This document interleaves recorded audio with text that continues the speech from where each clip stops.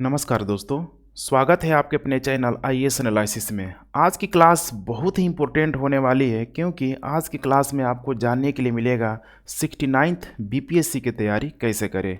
बहुत सारे स्टूडेंट का मेरे पास मैसेज आ रहा था कि सर इसको लेके आप बताइए, तो पर्सनली उनको गाइड करना संभव तो नहीं था, इसीलिए मैंने सोचा कि इस पर एक वीडियो ही मैं बना दूँ। बहुत सारी जो क्यूरीज थी यहाँ पर आप देख पा रहे हैं। इसके अलावा ऑप्शनल को तैयारी को लेके, राइटिंग प्रैक्टिस को लेके, ऐसे बहुत सारे जो अनगिनत जो क्यूरीज है सबको हम लोग यहाँ पे सॉल्व करने का प्रयास करेंगे। नोटिफिकेशन की बात करें तो माना जा रहा है कि जून जुलाई तक कहीं इसका भी नोटिफिकेशन आ जाए, तो बहुत अधिक समय तो नहीं बचा हुआ है और इसीलिए इस वीडियो को मुझे बनाने की भी ज़रूरत हुई ताकि आपको एक सही दिशा निर्देश के माध्यम से, एक सही स्ट्रेटजी के माध्यम से इस 69th बीपीएससी की तैयारी को लेकर आप आगे बढ़ें और इस एग्ज़ाम को क्रैक करें। देखिए, मेहनत हर कोई करता है, मेहनत एक गधा भी करता है, लेकिन क्या वो ज़िंदगी में सफल हो जाता है?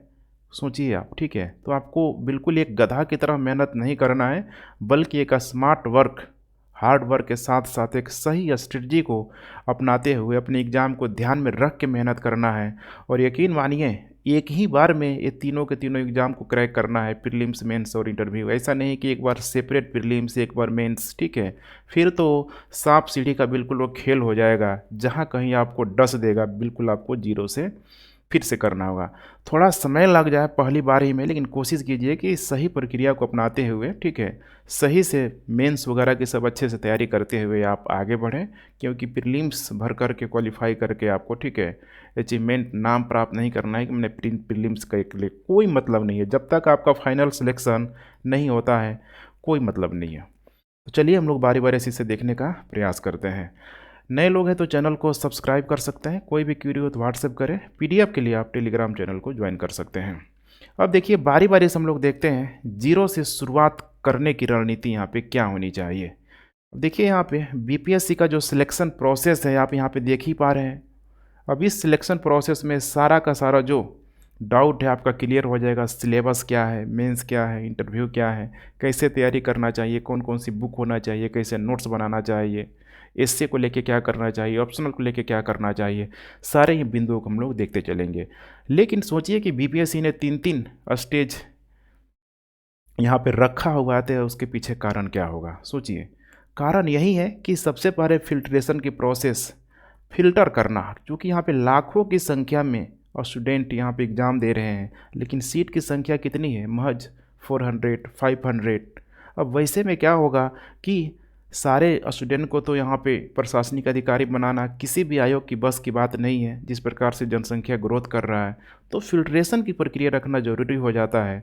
अब इसमें आएगा क्या? मेरिट। ध्यान रखिएगा, मेरिट। वहीं सीरियस स्टूडेंट आ पाएंगे जिनकी तैयारी में एक्चुअल में वो बीपीएससी के लिए या फिर किसी भी सिविल सर्विस के लिए यहाँ पे तैयारी कर रहे हैं, जैसे प्रीलिम्स, मेंस और यहाँ पे इंटरव्यू। अब चलिए बारी बारी से हम लोग देखते चलते हैं प्रीलिम्स, मेंस और इंटरव्यू को, कि किस तरीके से यहाँ पे एग्ज़ाम का सिलेबस है, टाइमिंग क्या है इसका, कैसे इसकी हम लोग तैयारी कर सकते हैं। अब पहला है, देखिए, प्रीलिम्स का पोर्शन। 2 घंटे का एग्ज़ाम होगा, ध्यान रखिएगा। 150 प्रश्न आपसे पूछे जाएंगे और 150 जो प्रश्न पूछे जाएंगे, सिंपल भाषा में मैं यही कहूँगा कि अर्थ के कोर से लेके यूनिवर्स तक की जो भी यहाँ पे, ठीक है, फेनोमिना है, जो भी घटनाएं हैं, वो सारा का सारा चीज़ कहाँ से पूछा जाएगा इसकी कोई गारंटी नहीं है। लेकिन अब आपको इसको लेकर डरना नहीं है कि तो फिर इतना बड़ा, ठीक है, अगर गतिविधियाँ है तो कैसे हम तैयारी करें। देखिए, बिल्कुल ही इसके लिए बीपीएससी ने कुछ सिलेबस, कुछ अपना मापदंड निर्धारित किया है, जैसा कि आप देख पा रहे हैं। जैसे कि यहाँ पे साइंस का पोर्शन हो गया, यहाँ मैं सेपरेट कर दे रहा हूँ साइंस का पोर्शन। साइंस के पोर्शन में क्या है? देखिए, फिजिक्स, केमिस्ट्री, बायोलॉजी। बीपीएससी ने साफ साफ बोला है कि साइंस के लिए ऐसा नहीं है कि बहुत ही भारी भरकम चीज़ों को पूछा जाएगा, रॉकेट साइंस जैसी चीज़ों की ज़रूरत होगी, बल्कि इसमें डे टू डे लाइफ से संबंधित चीज़ों को ही यहाँ पे पूछा जाएगा। जैसे कि आप जो खाना बनाते हैं उसमें कौन सा गैस भरा जाता है, लाइटर में किस गैस का प्रयोग किया जाता है, घर में कोई बीमारी पड़ गया, टीबी हो गया, बुखार हो गया, उससे संबंधित टेक्निकल एस्पेक्ट को पूछा जाएगा। उसी तरीके से आप फ़ोन का यूज कर रहे हैं, दे देगा कि अपना आपका फ़ोन का जो चार्जर कर रहे हैं वो उसमें कौन सी प्रक्रिया के द्वारा, ठीक है, वो चार्ज हो रहा है। ऐसे नॉर्मलाइजेशन, ठीक समझ रहे हैं ना, मैंने नॉर्मल क्वेश्चन जो आपको देख के कहीं से भी नहीं लगेगा कि ये बहुत भारी है। तो तैयारी करना भी इसके लिए काफ़ी आसान हो जाता है। 6 से लेकर 10 तक की एनसीईआरटी को फॉलो यहाँ पे कर सकते हैं। अभी मैं सेपरेट बुक भी आपको बताऊंगा। उसके बाद देखिए यहाँ पे आते हैं हम लोग हिस्ट्री। हिस्ट्री का भी 3 पोर्शन है, जैसे कि एंशिएंट हो गया, मॉडर्न हो गया, इसके अलावा यहाँ पे ठीक है मिडेवल हो गया। मैंने एंशिएंट, मिडेवल, उसके बाद यहाँ पे मॉडर्न, प्राचीन भारत, मध्यकालीन भारत, आधुनिक भारत। अब सबसे अधिक जो प्रश्न पूछा जाता है ये आधुनिक भारत से पूछा जाता है बीपीएससी के द्वारा। ये भी यहाँ पे देखेंगे जब विगत कुछ साल के प्रश्न पत्रों को प्रीलिम्स के, तो आपको पता लग जाएगा। एंशिएंट और मिडेवल में बहुत अधिक प्रश्न नहीं पूछा जाता है, लेकिन थ्रू आउट आपको एक बार स्टडी जरूर यहाँ पे करना चाहिए, क्योंकि ये तीनों का तीनों देखिए लिंक यहाँ पे सब्जेक्ट है, तभी तो आप समझ पाएंगे ना सारे के सारे जो घटनाएं हैं किस प्रकार से मनुष्य आदि मानव से लेके आज वर्तमान तक अगर है, तो जब तक इसकी आपको एक समझ नहीं होगी तो बीपीएससी एस्से भी लाया हुआ है। एस्से में आपको समस्या लगेगा देने, ध्यान रखिएगा, एस्से भी है। और एस्से का मतलब ही है कि कंप्लीट विषयों की जब तक आपकी जानकारी नहीं होगी, एक अच्छा आंसर, एक इम्प्रेसिव जो प्रेजेंटेशन होता है, कभी वो आपके राइटिंग में देखने के लिए नहीं मिलेगा। आएंगे अब अभी हम लोग एस्से में भी, तो कोशिश कीजिएगा यहाँ पे ठीक है मॉडर्न पे अधिक हम लोग ठीक है ध्यान दें। एंशिएंट और लेकिन मिडेवल को किसी भी हाल पे छोड़ना नहीं है, एक बार लिंक जरूर करना है जो भी चेंजेज है हिस्ट्री में, ठीक है, कि कहाँ कहाँ क्या क्या हुआ है आपको समझने की ज़रूरत होती है। अब उसी तरीके से हिस्ट्री में यहाँ पे हो जाएगा, बिहार का भी हो जाएगा। अब बिहार में जो भी एंशिएंट बिहार में क्या हुआ, मिडेवल बिहार में क्या हुआ, मॉडर्न बिहार में क्या हुआ, तो इसी के पैरेलल आपको बिहार का भी स्टडी कर लेना है, ताकि कॉन्सेप्ट के साथ साथ ठीक है फैक्ट का भी पूरी तरीके से संग्रहण हो जाए। तो इसीलिए मैंने बताया कि देखिए अभी जो मैंने आपको ये बताया हुआ है यहाँ पे जो सिलेबस, बिल्कुल ही अगर प्रीलिम्स में बोला जाता है कि अगर ये बीपीएससी का ठीक है प्रीलिम्स में अगर पूरा पूरा अगर फैक्ट का खेल है ना, तो सब सारे स्टूडेंट यहाँ पे रट भी रहे हैं, और रटना बहुत हद तक सही भी है। लेकिन सोचिए अगर मेंस की तैयारी के दौरान अगर आप प्रीलिम्स की चीज़ों को आप समझ के रटते हैं तो कितना अच्छा होगा। ठीक उसी तरीके से देखिए प्रीलिम्स हमेशा ठीक है दुख देता है, समस्या तो होता ही होता है। समझिए कि एक ठीक है मतलब एक कड़वा, समझ रहे हैं ना, मतलब दवा है ये, कड़वा दवा। और जब कड़वा दवा होता है तो उसको अगर बच्चे बच्चे को देखते हैं ना, बच्चे को जब बहुत अधिक दवा जब कड़वा हो जाए तो उससे ठीक है किसी मीठे चीज़ के साथ दे दिया जाता है। ये मीठा चीज़ और कोई नहीं बल्कि मेंस है। मेंस आपकी अंडरस्टैंडिंग को डेवलप करेगा, समझ की आपको डेवलप करेगा, और फिर उसी में तो सारा फैक्ट्स हैं। इसीलिए आपको ठीक है मैं बार बार बोलता भी हूँ कि देखिए तैयारी की प्रक्रिया उल्टा करना चाहिए। मेंस में अच्छा ध्यान दे, बोलने की शैली को, अपने स्किल को डेवलप करे, फिर प्रीलिम्स को होने से कोई यहाँ पे रोक नहीं पाएगा, ठीक है। क्योंकि यहाँ पे जब फाइनली आपको लुसेंट वगैरह ठीक है करेंट अफेयर वगैरह से आपका जब यहाँ पे काम बन जाएगा तो अधिक संभावना है कि यहाँ पे आप यहाँ पे आ जाएंगे। अदरवाइज यहाँ लुसेंट में सारा जोर लगा दिए, यहाँ आपका क्लियर नहीं है तो फिर पीटी तो निकाल लेंगे लेकिन फाइनल सिलेक्शन आपका कभी नहीं होगा। उसी तरीके से देखिए अब अभी मैंने बताया था साइंस को लेके, हिस्ट्री को लेके, अब यहाँ पे जियोग्राफी को लेकर सेम चीज़ है, बिहार का जियोग्राफी, इसके अलावा पूरे वर्ल्ड का जियोग्राफी। वर्ल्ड के जियोग्राफी में आपको मैपिंग से प्रश्न बहुत अधिक यहाँ पे पूछा जाता है। अब वैसे ही आप देखेंगे तो यहाँ पे ठीक है पॉलिटी का भी पोर्शन है, इकोनॉमी का भी पोर्शन है। तो यहाँ पॉलिटी और इकोनॉमी से प्रश्नों की संख्या लगातार कम ही हो रही है, सबसे अधिक यही पोर्शन है, ध्यान रखिएगा। साइंस और हिस्ट्री और स्पेशल बिहार और यहाँ पे करेंट अफेयर। करेंट अफेयर का कोई सिर पैर नहीं है, पूरे वर्ल्ड से लेके पूरे बिहार की स्कीम तक छोटी छोटी चीज़ों को माइक्रो लेवल पे जाके यहाँ पे देखना होता है। ये भी इतनी बड़ी ठीक है समस्या नहीं है, अगर आप इसको कंटिन्यू रूप से फॉलो करते हैं तो ये ठीक है पूरी तरीके से आपके अंडर कंट्रोल में होगा। तो यही है पूरा का पूरा ये प्रीलिम्स से रिलेटेड ठीक है जो भी सिलेबस था। अब देखिए इसका जो कट ऑफ है, जैसे कि 2022 की हम लोग बात करें 67 बीपीएससी का जो री एग्ज़ाम हुआ था, ये कट ऑफ बहुत आपको हाई दिखेगा। हाई दिखने का सबसे बड़ा तो कारण यही है, ठीक इसमें निगेटिव मार्किंग नहीं है, निगेटिव मार्किंग नहीं था। तो निगेटिव मार्किंग जब भी नहीं रहेगा तो देखिए चूँकि तुक्का भी चलता है, बहुत लोग उसमें सही भी होता है, निगेटिव का कोई डर नहीं है, तो स्वाभाविक सी बात है कि कट ऑफ अधिक जाएगा, ठीक है। तो इस बार से यहाँ पे निगेटिव मार्किंग आएगा तो ये कट ऑफ ऑटोमेटिक गिरना शुरू हो जाएगा, चाहे कितना भी गिरे ये कट ऑफ नंबर गिरेगा। तो इसीलिए निगेटिव मार्किंग से बचने के लिए एक जेन्युइन तैयारी शुरू कर दीजिए, ठीक है। अगर आप जेन्युइन तरीके से कर रहे हैं तो निगेटिव मार्किंग हमेशा आपके लिए फ़ायदेमंद साबित होगा। तो कुल मिला के अपने अपने कैटेगरी के हिसाब से ठीक है आप लोग इसका ठीक है कट ऑफ मार्क यहाँ पे देख सकते हैं। अब आइए बात करते हैं हम लोग नेक्स्ट मेंस की। मेंस में देखिए सबसे मैंने बताया था अभी बिल्कुल ये कॉन्सेप्चुअल अगर अप्रोच आपके पास नहीं है तो मेंस में कोई सवाल ही पैदा नहीं होता है कि आप लिख सकते हैं, ठीक है। तो इसीलिए कोशिश कीजिए कि जब प्रीलिम्स की तैयारी करते हैं तो आपको पेन चलते रहना चाहिए नोट्स के रूप में, अभी मैं बताऊंगा, ताकि मेंस जब आए, ठीक है, तो कोई समस्या नहीं हो, अदरवाइज हाथ दुखने लग जाएगा। एक ही दिन में इस बार क्या हुआ था, तो देखिए 3-3 घंटे का एक ही दिन में 2 एग्जाम पढ़ा दिया था, जैसे यूपीएससी करता है। अब सोचिए एक दिन में 6 घंटा नॉन स्टॉप पेन चलाना, वो वहीं चला पाएगा और वहीं रचनात्मक तरीके से अपने आंसर राइटिंग को कर पाएगा, जिसकी राइटिंग जो प्रैक्टिस अच्छी है, राइटिंग स्किल अच्छी है, प्रेजेंटेशन का तरीका अच्छा है, अदरवाइज फिर मार्क्स नहीं मिलेंगे। तो इसमें देखिए यहाँ पे मेंस में पहले है यहाँ पे सामान्य हिंदी 100 नंबर का है, ये बिल्कुल ही क्वालिफाइंग नेचर का है, ध्यान रखिएगा। 100 नंबर का है, 3 घंटे का ये भी होगा, अर्थात इसका मेंस में कोई रोल नहीं है। 100 नंबर में आपको क्वालिफाइंग बस कर जाना है, ठीक है। उसके बाद यहाँ पे सामान्य अध्ययन पत्र यहाँ पे एक है, ठीक है, ये है 300 नंबर का, 300 नंबर का 3 घंटे का ये भी होगा। सामान्य अध्ययन पत्र सेकेंड है यहाँ पे 300 नंबर का 3 घंटे का, ठीक है। निबंध, अब यही जो चेंज है ना, अब निबंध पहले 100 नंबर का हुआ करता था, अब आ दिया 300 का, और इसका जो स्कोर अब यहाँ पे जुटेगा 300, 600 और यह 900, ठीक है। और ये जो वैकल्पिक विषय था, जिस विषय में आपका आप इंटरेस्ट है, ठीक है, वो हो जाएगा आपका 100 नंबर का एमसीक्यू पर आधारित, लेकिन इसका मेरिट पर कोई नंबर यहाँ पे नहीं जुटेगा, ठीक है। मेंस के लिए जब यहाँ पे रिजल्ट डिक्लेयर होगा तो कोई यहाँ पे इसका नंबर नहीं जुटेगा, इसे भी आपको ध्यान रखना है। आगे हम लोग इसमें भी बात करेंगे। अब यहाँ पे इसका सिलेबस देख लीजिए, जैसे कि सामान्य अध्ययन पत्र यहाँ पे एक हो गया। इसमें क्या क्या है, तो भारत का आधुनिक इतिहास और भारतीय संस्कृति। आमतौर पे इसमें प्रश्नों का रिपीटेशन बहुत होता है, ध्यान रखिएगा, प्रश्नों का रिपीटेशन इसमें बहुत होता है। लगभग इसमें 6 प्रश्न दिया होता है और 3 प्रश्न यहाँ पे करने होते हैं। हर एक प्रश्न देखा जाए तो 38 नंबर के आसपास होता है। राष्ट्रीय तथा अंतर्राष्ट्रीय महत्व की वर्तमान घटना चक्र तक पूरा एक करेंट का पोर्शन होता है, जो बहुत ही एक डायनामिक टॉपिक है, ठीक है। जो भी चर्चाएं, जो भी घटनाएं आमतौर पे चर्चा में रहती है 5-6 महीने के अंदर, वैसे ही प्रश्नों को इसमें पूछा जाता है।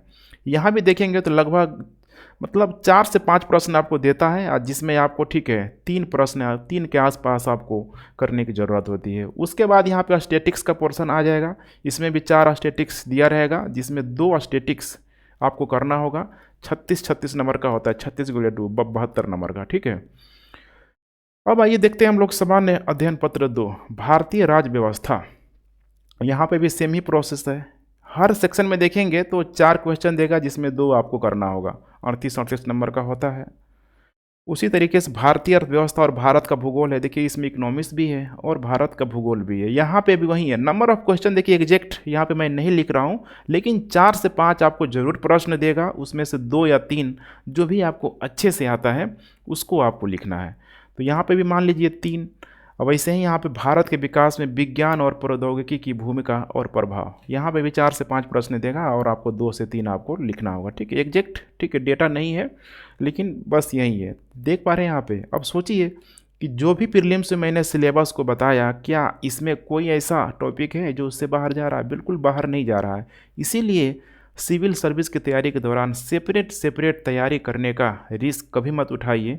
एक बार समय लगता है, चाहे साल भर लगे, 1.5 साल लगे, 2 साल लगे, डजंट मैटर, लेकिन अपनी तैयारी की प्रक्रिया को सही डायरेक्शन में ले जाने के लिए थ्रू आउट सबसे पहले, ठीक है, मेंस की चीज़ों को कवर करना शुरू करें। उस मेंस में पीटी की चीज़ें ऑटोमेटिक पूरी तरीके से समाहित हो जाएगी, और जब मेंस की चीज़ों को समाहित करेंगे, राइटिंग स्किल बढ़ेगा आपका, अच्छे से लिख पाएंगे तो आप उसको बोल भी पाएंगे। समझिए इंटरव्यू में क्या आप बोलेंगे, कुछ ना कुछ पूछा जाएगा, तो जब तक आपके पास नॉलेज नहीं रहेगा तो फिर आप उसे शेयर नहीं कर पाएंगे, जवाब नहीं दे पाएंगे।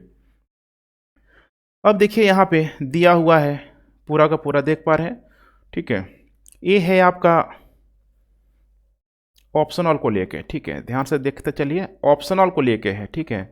ऑप्शनल जैसे मैंने बताया हुआ था कि अभी क्या कर दिया है, तो 100 नंबर का ऑप्शनल ले रहा है, एमसीक्यू पे आधारित ले रहा है, जिस पे ये क्वालिफाइंग नेचर का है। 40 नंबर आपको इसमें लाना है, 40 नंबर यहाँ पे आपको लेके आना है। लेकिन ये 40 नंबर हर एक कैटेगरी के लिए नहीं है, ध्यान रखिएगा, अलग अलग कैटेगरी के हिसाब से यहाँ भी बांट दिया है। जैसे कि यहाँ पे देख पा रहे हैं, सामान्य वर्ग के लिए 40%, पिछड़ा वर्ग के लिए यहाँ पे 36.5%, इसके अलावा अत्यंत पिछड़ा वर्ग के लिए 34% और जो SC ST लोगों के लिए 32%। अर्थात 100 में ऑप्शनल में आपको कितना लाना है, SC ST है तो 32। अपने अपने कैटेगरी के हिसाब से आप यहाँ पे देख सकते हैं, ठीक है। तो इस पर भी बहुत अधिक टेंशन नहीं लेना है, आगे आएंगे अभी, ठीक है, बात करेंगे हम लोग सारे बिंदुओं पे। देख पा रहे हैं यहाँ पे ऑप्शनल को लेकर था। अब यहाँ पे हम लोग बात करते हैं इंटरव्यू को लेकर, ठीक है। इंटरव्यू में आप देख पा रहे हैं इंटरव्यू का जो प्रोसेस है, बिल्कुल ही मतलब इंटरव्यू को आप इस रूप में देखने का प्रयास कीजिए कि जो भी चीज़ पूछा गया है आपसे, ठीक है, जो भी घटनाक्रम है या फिर कोई भी टॉपिक है, उसके विचारों को तो ऑलरेडी कहीं न कहीं प्रीलिम्स या फिर मेंस में लेखन शैली के माध्यम से जांच लिया गया है। लेकिन इंटरव्यू क्या है आपके? इंटरव्यू बिल्कुल आपके व्यक्तित्व का परीक्षण है कि प्रेजेंट वे में अगर वहाँ पे इंटरव्यूअर के द्वारा कोई भी सवाल पूछा जा रहा है तो आप त्वरित एक्शन क्या लेते हैं, आपकी विचारधारा क्या कहती है। कोई भी गतिविधि या कोई घटना हो गया, जैसे यूक्रेन मुद्दे को लेकर ले लीजिए, बिहार में हर साल बाढ़ आता है, हर साल ये प्रश्न आउट होता है कि बिहार में बाढ़ से संबंधित प्रश्न पूछेगा ही पूछेगा। तो उस पर आपका अप्रोच क्या होगा? प्रेजेंस ऑफ माइंड यही है, बिल्कुल आपको एक प्रेजेंस ऑफ माइंड मतलब कि किस तरीके से आप उसको डील करते हैं, यही कि पूरा का पूरा इंटरव्यू का प्रोसेस होता है। तो इसलिए बहुत इंपॉर्टेंट सेगमेंट हो जाता है, ध्यान रखिएगा इंटरव्यू का। ये लगभग 120 नंबर का होता है। अभी हम लोग देखेंगे पूरा का पूरा। अब इस पर आप देख पा रहे हैं यहाँ पे पूरा का पूरा ये फाइनल जो कटअप है, ध्यान रखिएगा फाइनल कटअप है। यहाँ पे अपने अपने कैटेगरी के हिसाब से आप देख सकते हैं। जैसे कि रिटेन एग्जाम मैंने आपको बताया था 300 हो जाएगा एसए का, 300 पेपर 1 का और प्लस 300 हो जाएगा पेपर 2 का। अब इसी 900 में अपने कैटेगरी के हिसाब से आप देखिए कि आपको इंटरव्यू में पहुंचने के लिए कम से कम इतना नंबर चाहिए। ये जो डेटा है 66 बीपीएससी का है, ध्यान रखिएगा 66 बीपीएससी का जो मेरिट लिस्ट बन के आया है उसका ये डेटा है। अब यहाँ पे 447 आ रहा है, तो फाइनल एग्ज़ाम में आपको, ठीक है, मेरिट जो मार्क होगा इसमें 120 नंबर जोड़ लीजिए इंटरव्यू का, तो टोटल जो मेरिट बनेगा आपको 1020 नंबर में। 1020 नंबर में आपको 532 अगर आ गया तो आपका पूरा का पूरा जो सिलेक्शन का, ठीक है, कंप्लीट है। यही प्रक्रिया आप अपने अपने कैटेगरी के हिसाब से आप यहाँ पे देख सकते हैं। अब यहाँ पे कुछ फंडामेंटल बुक्स वगैरह की भी हम लोग बात करते हैं कि फंडामेंटल्स बुक यहाँ पे क्या होना चाहिए। जैसे कि हम बात करते हैं सबसे पहले एनसीईआरटी के अंतर्गत, ये मैंडेटरी नहीं है, वह वैसे स्टूडेंट के लिए जो बिल्कुल बेसिक से करना चाहते हैं, जिनके पास पर्याप्त समय है। अदरवाइज इसे आप स्किप भी कर सकते हैं। थोड़ी बहुत आपकी जानकारी है तो डायरेक्ट आप सिलेबस के अकॉर्डिंग भी अपने आप को ढाल सकते हैं। तो एनसीईआरटी में देखिए जो भी हिस्ट्री है, जियोग्राफी है, ठीक है, पॉलिटी है, इकोनॉमी है, इसके अलावा साइंस है, इसे आप फॉलो करिए। हिस्ट्री को तो आपको, ठीक है, 6 से लेकर 12 तक फॉलो करना चाहिए। जियोग्राफी थोड़ा सा टफ है, ठीक है, 11-12 का जो जियोग्राफी है बहुत अच्छे से नहीं लिखा गया है। जियोग्राफी ओवरऑल बहुत अच्छा नहीं लिखा गया है। पॉलिटी बहुत शानदार तरीके से लिखा गया है, इकोनॉमी बहुत शानदार तरीके से, साइंस भी बहुत शानदार तरीके से। साइंस में आपको ध्यान रखना है कि 6 से लेकर 10 तक की साइंस को अच्छे तरीके से इसे कवर कीजिए। बाकी हिस्ट्री 6 से 12, जियोग्राफी भी 6 से 12 आप कर सकते हैं, पॉलिटी भी सब 6 से 12 यहाँ पे है, ठीक है, 6 से 12 तक। अब इतना करने के बाद आपको बस चुप नहीं बैठना है, क्योंकि फंडामेंटल चीज़ें हैं। यहाँ से आपका फंडामेंटल क्लियर हो जा रहा है, बीपीएससी निकाल ले रहे हैं, तो आपको अगला स्टेप में भी जाना होता है, ठीक है। यूपीएससी की भी लोग तैयारी करना चाहते हैं, तो कोशिश कीजिए लक्ष्य हमेशा बड़ा ही रखने की। इसके बाद जब इतनी तैयारी हो जाए तो आपको अप्लाई वे में करना है, ठीक है। जब तक आप अप्लाई नहीं करेंगे, अब अप्लाई कहाँ करेंगे, तो देखिए करेंट की घटनाओं में, ठीक है। अगर इन सारी चीज़ों को पढ़ने के बाद करेंट की चीज़ों को आप बहुत अच्छे से समझ जा रहे हैं तो मान के चलिए कि आपका एनसीईआरटी सक्सेसफुल हो गया। सपोज करिए कि अगर करेंट अफेयर पढ़ रहे, कहीं पे अर्थक्वेक आ गया, जियोग्राफी की अगर आपको नॉलेज नहीं है, अर्थक्वेक आ गया, ठीक है, क्या अर्थक्वेक होता है, वोल्केनो क्या होता है, प्राइमरी वेव क्या होता है, सेकेंडरी वेव क्या होता है, तो आप आर्टिकल वगैरह जो अखबार में आता है आप उसको पढ़ नहीं पाएंगे। तो अप्लाई आपको यही करना है इस करेंट में, ठीक है। आप पेपर देखिए, समझिए। उसके बाद यहाँ पे रिवीजन करने के लिए आपको क्या करना होगा, तो लुसेंट क्राउन, ठीक है। मैंने यहाँ पे मान के चलिए कि अगर आपकी तैयारी बहुत अच्छी हो गई तो बीपीएससी के प्रीलिम्स के लिए आप लगभग 80 से 90% आप यहीं पे श्योर हो जाएंगे। क्योंकि लुसेंट और क्राइन और कुछ नहीं होता है, बल्कि इन्हीं सारे विषयों को देखेंगे तो बिल्कुल एक निचोड़ के रूप में यहाँ पे दिया रहता है, ध्यान रखिएगा। तो लुसेंट क्राउन को लगाइए और फिर उसके बाद से यहीं से टेस्ट सीरीज लगाना शुरू कर दीजिए। जो भी एनसीईआरटी का टेस्ट है या फिर बीपीएससी के जो विगत जो कुछ सालों के जो प्रश्न है, ठीक है, उसे भी लगाइए। बिल्कुल अपने आप को आप कॉन्फिडेंट वे में फील करेंगे, बूस्ट लेकिन होता है ना कि हाँ अब मैं कर सकता हूँ, ये प्रक्रिया होगी। अब दूसरा जो चल रहा है यहाँ पे देखने का प्रयास कीजिए, ठीक है।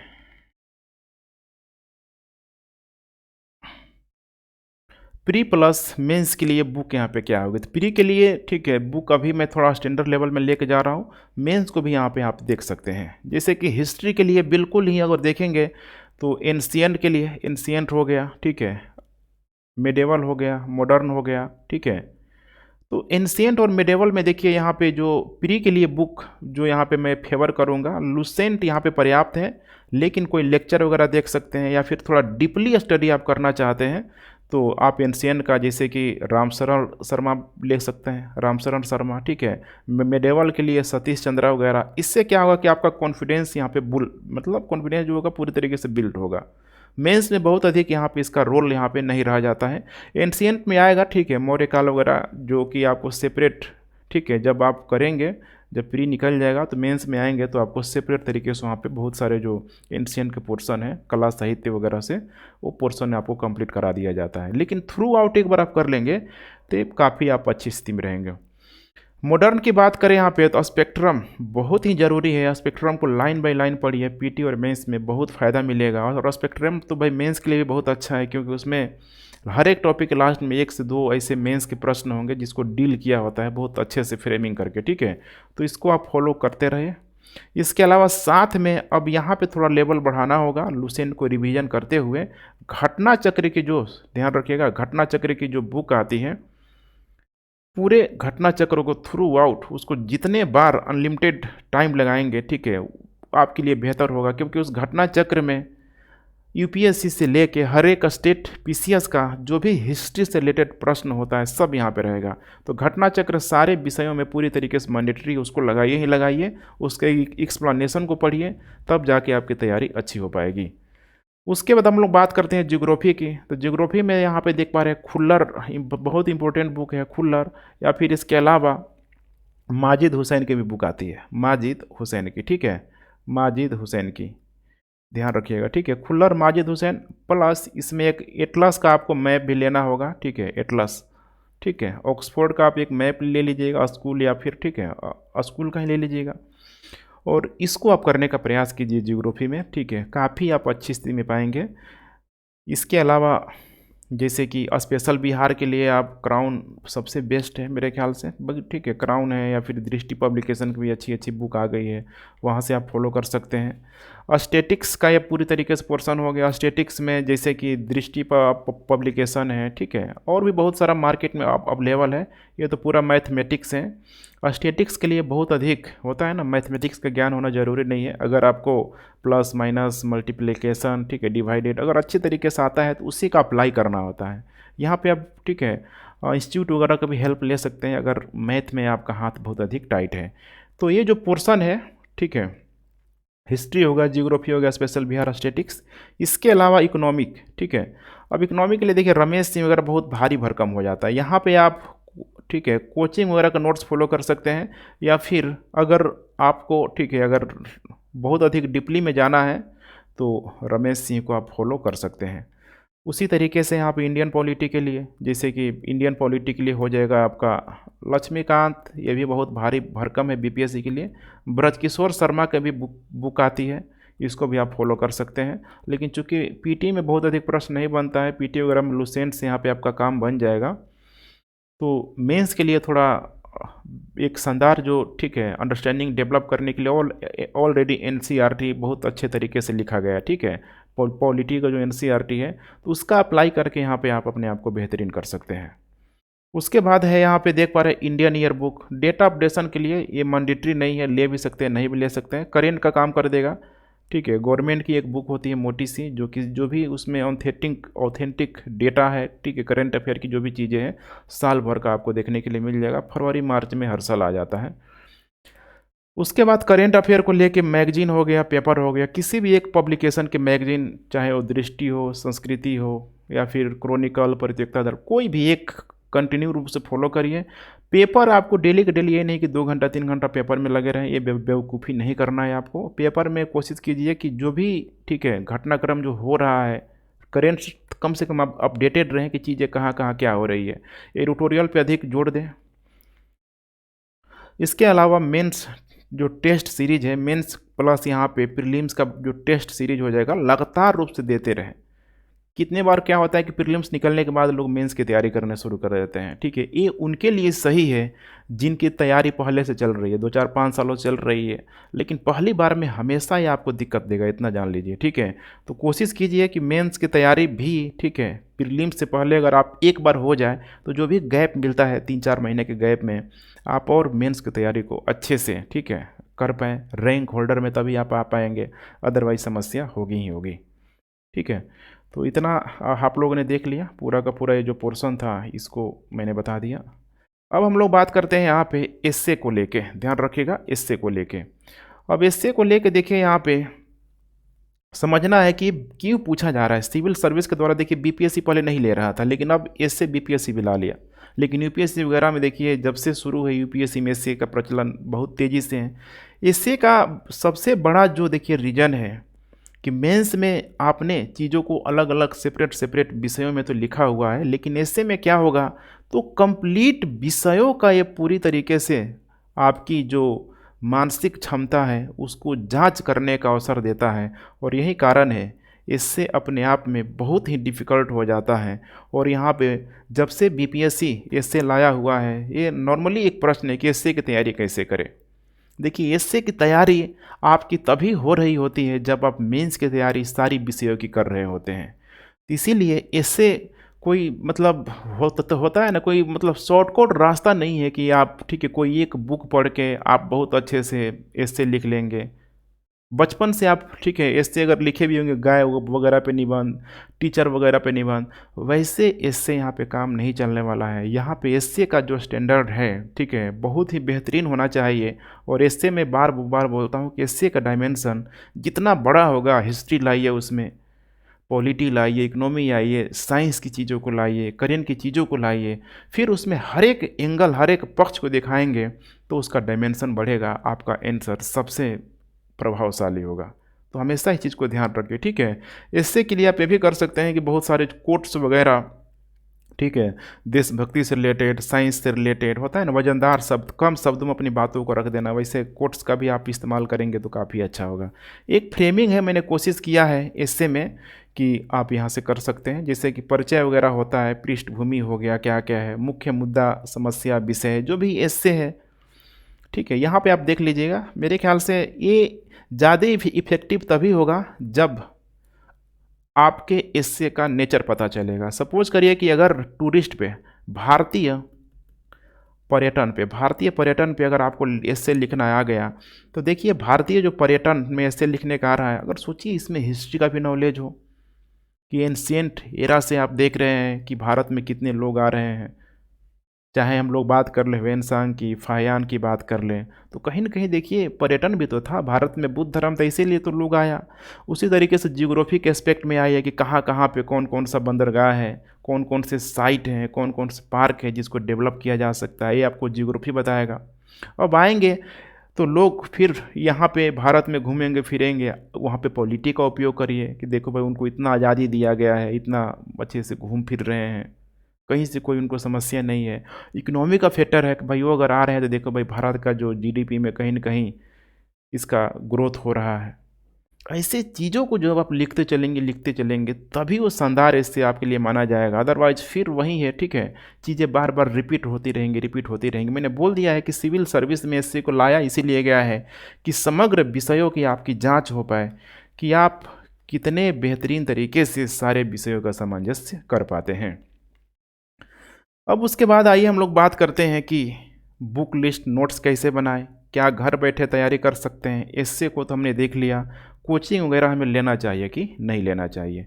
अब देखिए यहाँ पे सबसे पहला प्रश्न यहाँ पे, क्या घर बैठे तैयारी कर सकते हैं। अब इस प्रश्न का जो उत्तर है बिल्कुल ही आप पे डिपेंडेंट करता है कि आपकी विल पावर कितनी है। देख रहे हैं ना यहाँ पे, इस चीज़ को देखिए और समझने का प्रयास कीजिए। इसका मतलब यही है कि बिल्कुल ही आप कर्म करते जाओ, फल की चिंता नहीं करो। अगर आपने कर्म को ईमानदारी पूर्वक किया है तो यकीन मानिए फल भी आपको उतना ही अच्छा मिलेगा। और ये है सिविल सर्विस की तैयारी, यूपीएससी की तैयारी, बीपीएससी की तैयारी। ठीक है, यहाँ पे मैं बार बार यही बोलता हूँ, यहाँ तो व्यक्ति ठीक है सीख जाता है, समझ रहे हैं ना, या तो व्यक्ति जीत जाता है या तो सीख जाता है। हारने का तो कोई सवाल ही नहीं है। कुछ नहीं तो आप ठीक है, आपको इतना नॉलेज ज़रूर दे देगा कि बाकी एग्ज़ाम को आप तैयारी अच्छे से कर सकते हैं, या फिर अलग अलग फील्ड में जाएंगे तो आपका दिमाग पूरी तरीके से खुला रहेगा। बाकी अन्य लोगों के कंपैरिजन में आप वहाँ पे ठीक है एज ले सकते हैं। क्यों? कि आपने इतनी चीज़ों की पढ़ाई किया है। तो बिल्कुल इसके लिए निफिक्र आपको रहना है। अब आते हैं मुद्दे पे, क्या घर बैठे तैयारी कर सकते हैं। मैंने बोला विल पावर आपकी होनी चाहिए। हो सकता है कि भाई दिल्ली नहीं आ सकते हैं, पटना नहीं आ सकते हैं, सबकी जो फाइनेंशियल एक्टिविटी एक जैसी नहीं होती है, इसीलिए ऑनलाइन का देखिए अभी कोर्सेज, अच्छा कोर्सेज, अच्छे अच्छे टीचर आ गए हैं। बस कंसंट्रेशन की आपकी ज़रूरत है। विल पावर, आपने जिस सपने को देखा है आपके अंदर कितनी क्षमता है इसे करने की, ये बहुत मायने रखता है। टाइम टेबल मैनेजमेंट आपको करना होगा, क्योंकि घर पे अक्सर आए होता है कोई, ये गेस्ट आ गया, ये खेल खेलने चले गए। तो देखिए अब इस उम्र तक आके टाइम टेबल अगर अब मैनेज नहीं हो रहा है तो फिर लाइफ में समस्या आनी तय है। टाइम टेबल को खुद आपको तय करना है। रिवीजन का प्रोसेस है, वही चीज़ है कि एक बार करने से कुछ नहीं होगा। रिवीजन बार बार, सुने हैं ना, करत करत अभ्यास से जड़मित होत सुजान, रसरी आवत जात है सिर पे परत निशान। तो ये प्रक्रिया आपको गुजरना होगा, और ये रिवीजन ही कराएगा, चाहे वो लिखने की प्रोसेस से ही क्यों ना गुजरना पड़े। उसके बाद यहाँ पे करेंट, जो कि बिना करेंट का ना आपका प्रीलिम्स क्वालिफाई होगा ना मेंस क्वालिफाई होगा। तो करेंट को कभी भी इग्नोर करने की कोशिश मत कीजिए। और करेंट को लेके देखिए, अभी इंटरनेट की दुनिया में है, आप इंटरनेट से फ़ायदा लीजिए। ठीक है, ये नहीं कि शॉर्ट्स वीडियो देखते रह जाए कंटिन्यू रूप से, कोई भी ठीक है चैनल को आप फॉलो कर सकते हैं। मैगजीन के लिए मैंने ऑलरेडी मेंशन किया है, उसको आप फॉलो कीजिए, ज़्यादा बेहतर होगा। उसके बाद टेस्ट योर सेल्फ में, चाहे वो पीटी हो चाहे वो मेंस हो, कितना भी आपकी तैयारी अच्छी हो जाए, बीपीएससी की तैयारी में एक बात आम होती है कि जब तक आप टेस्ट नहीं लगाते हैं तब तक आप अपने आप को कभी ये आकलन नहीं कर पाएंगे कि हम कितने पानी में हैं। ये बहुत ज़रूरी हो जाता है। अब आइए हम लोग कुछ और चीज़ों को देखने का प्रयास करते हैं, जैसे कि अब है यहाँ पे ऑनलाइन या ऑफलाइन कोचिंग के विषय में क्या राय है। ठीक है, तो ये बिल्कुल ही आपका पर्सनल ओपिनियन होना चाहिए। ठीक है, अगर आपके पास रिसोर्सेज का कोई दिक्कत नहीं है तो हमेशा मैं बार बार बोलता हूँ कि ऑफलाइन की तरफ जाइए। ऑफलाइन में बस एक फ़ायदा है कि एक इकोसिस्टम है, बहुत सारे जो कॉम्पिटिटर हैं आपके अगल बगल देखने के लिए मिलते हैं, जो अपने आप में ठीक है हमेशा ही आपको मोटिवेट करके रखता है। बस ऑफलाइन का काम यही है। ऑनलाइन में क्या है कि बिल्कुल आप समझ रहे हैं ना कि बिल्कुल एक आप रूम में बंद होकर देख रहे हैं चीज़ों को। अगर आपके अंदर वो मोटिवेशन, एक कंसिस्टेंसी नहीं आ रही है तो हो सकता है कि आप 1 घंटे की लेक्चर देखें, बंद कर दें, नहीं कल देख लूँगा, परसों देख लूँगा। तो ये डर आपके अंदर ठीक है रहना ज़रूरी है। ऑफलाइन कोचिंग में हमेशा आपको एक एक्टिवनेस आपको देखने के लिए मिलेगा। इसीलिए देखिए बहुत मार्केट, बहुत ऑनलाइन एक से एक कंपनी आ गई है, एज टेक कंपनी आ गई है, लेकिन अभी भी ऑफलाइन का जो मार्केट है इंडिया में ख़त्म नहीं हो रहा है। मार्केट मैंने बोला क्योंकि अब अभी ये क्या हो गया, बिजनेस हो गया है पूरी तरीके से। तो ऑफलाइन में ठीक है जो कंफर्टेबल है जाए, कंफर्टेबल या फिर जिसके पास रिसोर्स है कोई दिक्कत नहीं है, ऑफलाइन की तरफ मूव करना चाहिए। ठीक है, बाकी ऑनलाइन भी रिवीजन हो गया या फिर अगर आपको लगता है कि हम कर सकते हैं, ठीक है आपके ऊपर डिपेंड करता है। बिल्कुल ये पर्सनल चॉइस यहाँ पे होनी चाहिए। उसके बाद यहाँ पे एक और प्रश्न है कि नोट्स कैसे बनाएं। देखिए नोट्स, ठीक है मैं बार बार बोलता हूँ, आपका अपना हाथ है, अपना पेन है, अपना कॉपी है। इस चीज़ को जब तक आप रगड़ेंगे नहीं, फाड़ेंगे नहीं, चलाएंगे नहीं, कभी ये नोट्स नहीं बन पाएगा। नोट्स बनाने के लिए आपको अपने हाथों को ठीक है दर्द देना होगा। तो नोट्स को हमेशा कोशिश कीजिए कि अगर आप एनसीईआरटी पढ़ रहे हैं तो खुद जब पढ़ेंगे तो हो सकता है कि पहली बार अच्छा नोट्स ना बने, दोबारा बनाइए। यही प्रोसेस से आपको गुजरना होगा, क्योंकि वो नोट्स बन तो रहा है, आपका अपने हाथ से लिखा हुआ नोट्स बन रहा है। तो समझिए कि कितना आपके लिए रिवीजन करने में आसानी होगा। कई बार होता है कि इसका नोट्स प्रिंट करवा लिए, उसका नोट्स प्रिंट करा लिए, ठीक है। वैसे देखिए वो तो उसका किया हुआ, उसका मेहनत है, जिसने लिखा हुआ है। आप अपना लगाइए, अपना एफर्ट लगा के खुद का नोट्स हमेशा ही आपको आगे रखेगा और उसे आगे रखेगा, और आपकी राइटिंग बेहतरीन होगी, स्पीड बेहतरीन होगी। नोट्स बनाने का ये फ़ायदा होता है, ठीक है। तो नोट्स कैसे बनाएं, ठीक है। जो भी बुक आप पढ़ रहे हैं एनसीईआरटी, वहाँ से इंपॉर्टेंट पॉइंट को रखें। एक बुक अगर आपने पढ़ लिया, उसका कंक्लूजन निकालने की कोशिश कीजिए, ये भी बहुत इंपॉर्टेंट है।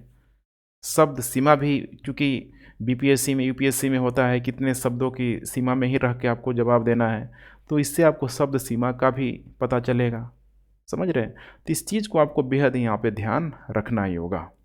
एक चीज़ और है यहाँ पे कि इंटरव्यू के लिए क्या किया जाए। ये इंटरव्यू ठीक एस्से की तरह है, ध्यान रखिएगा, एस्से की तरह है, ठीक है।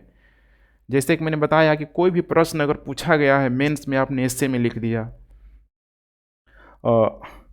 जो भी क्वेश्चन पेपर 1 है पेपर 2 में लिख दिया। लेकिन सोचिए आमने सामने जो आपकी असली व्यक्तित्व की जो परीक्षण हो रही है, कितना मायने रख रहा है, सोच रहे हैं। इंस्टेंट सवाल आपसे पूछा जा रहा है, आपके विचारों को, आप में क्या एक नयापन है, उस चीज़ को इंस्टेंट एक से एक जो यूपीएससी वाले इंटरव्यूअर होते हैं, कितना एक्टिव लोग होते हैं, वो देखते हैं, आपको जज करते हैं, फिर उसके अकॉर्डिंग आपको मार्क्स दिया जाता है। तो बहुत अपने आप में मायने रखता है इंटरव्यू। और इंटरव्यू की प्रक्रिया, ऐसे की प्रक्रिया जब आप मेंस की तैयारी करेंगे, ये प्रक्रिया उसी के दौरान यहाँ पे शुरू हो जाती है। तो ठीक है फ्रेंड्स, आशा करते हैं कि बहुत सारे चीज़ों का आज हम लोगों ने देखने का प्रयास किया। कोई भी क्यूरी है, ठीक है, तो आप नीचे कमेंट कर सकते हैं। चूँकि इस बारे में मैं बहुत देर तक, ठीक है, बात करने वाला था, लेकिन चूँकि वीडियो की लंबाई अधिक हो जाती है तो आपके तरफ से भी, ठीक है, उतना अटेंशन नहीं मिल पाता है। तो कोशिश कीजिए इतना देखिए। कोई भी समस्या है तो मैसेज करें, कमेंट करें। Thanks for watching. जय हिंद।